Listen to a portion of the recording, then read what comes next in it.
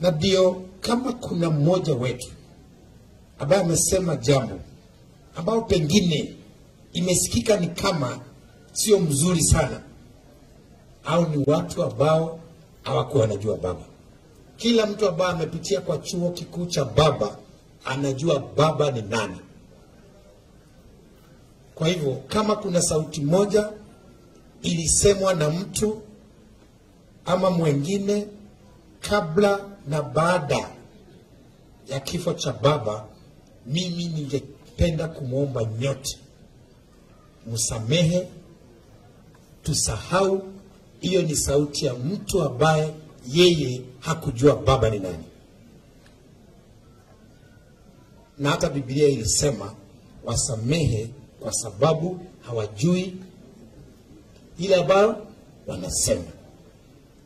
Father, forgive them because they don't know what they are saying.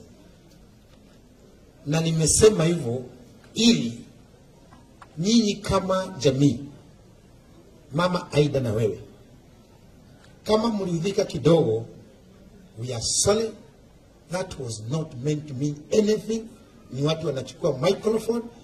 Wewe unajua watu wakiongea wanasema mambo mengi wakati mwingine bila kufikiria, wakienda nyumbani wana regret what they said.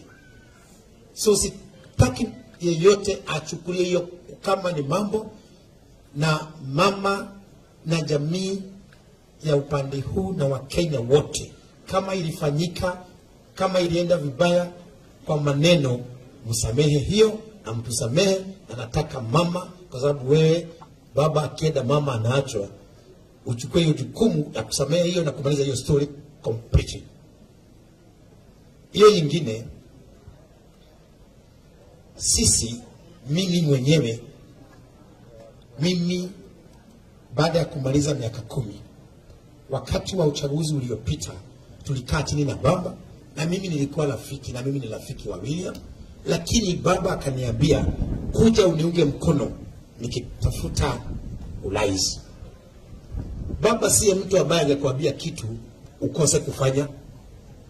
Mimi nilijiona nimeingia na msupport, na the only campaign meeting which was done in a stadium in Central was done in Mwangi with 15,000 people.